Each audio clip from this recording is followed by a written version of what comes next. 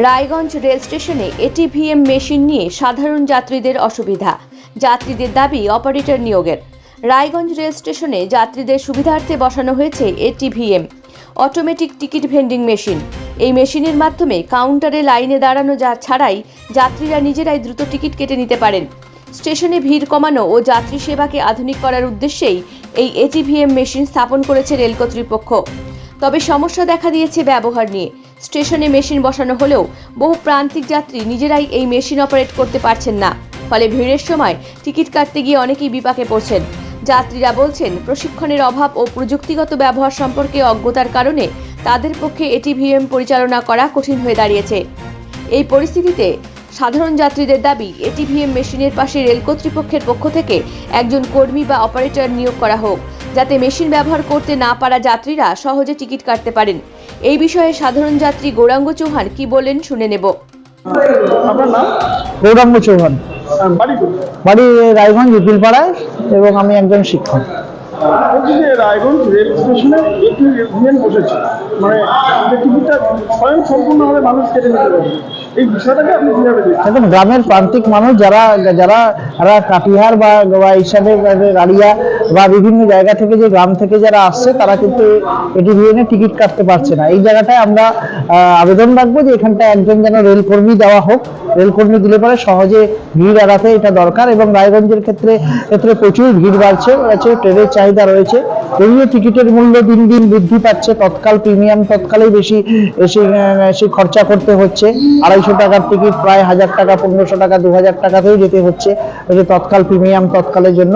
কিন্তু রেলের আধুনিকীকরণ তো এখানে দরকার রয়েছে। এখানে আরো সেটটাকে সম্প্রসারণ করা দরকার এবং আরো আধুনিক ব্যবস্থাগুলো এখানে দরকার। যেরকম রেল লাইন দাঁড়ালে পরে কত নাম্বার কোচ দাঁড়িয়েছে, তার কোচের পাশে ডিসপ্লে বোর্ড থেকে শুরু করে বিভিন্ন কিছু সুযোগ সুবিধাগুলো এগুলো আধুনিকীকরণ করা দরকার।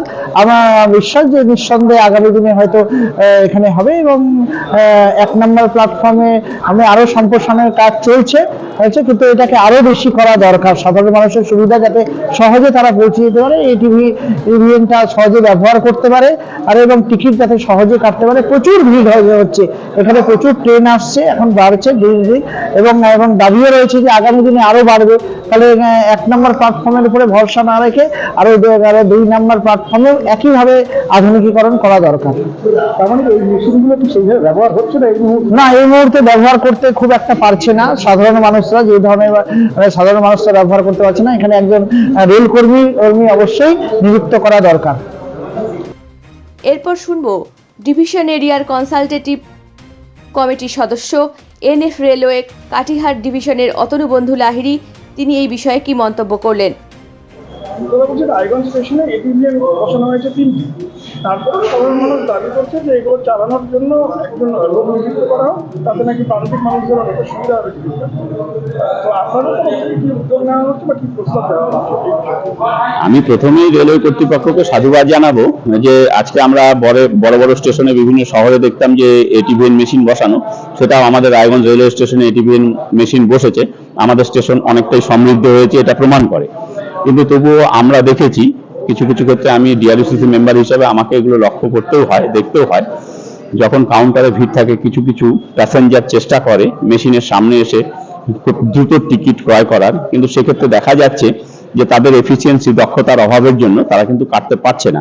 তাতে একটা জিনিস উপলব্ধি আমরা করতে পারছি যে এখানে অন্তত মিনিমাম 15 দিন বা 1 মাস যদি রেলওয়ে দপ্তরের কোনো টেকনিক্যাল লোককে রেখে দিত, তাহলে গ্রামে গঞ্জে বিভিন্ন দূর থেকে যারা অদক্ষ আর কি এইসব মেশিন ব্যবহারের ক্ষেত্রে, তারা কিন্তু খুব সহজে টিকিটটা নিয়ে নিতে পারে এবং দ্রুত তারা ট্রেনটা ধরতে পারে। এটা একটা আমার উপলব্ধি যেমন হয়েছে।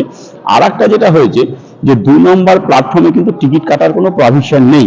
এখানে যেহেতু টিকিট কাউন্টারও আছে আর একটা জায়গায় 1 নম্বর প্ল্যাটফর্মে 3টা এটিভিএম বসিয়েছে।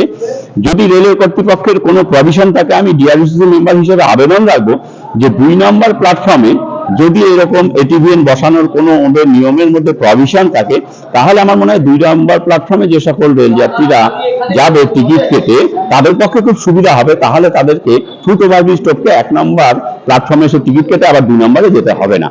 এটা আমার উপলব্ধি এবং সাধারণ মানুষরাও এই বিষয়টা কিন্তু বলেছে।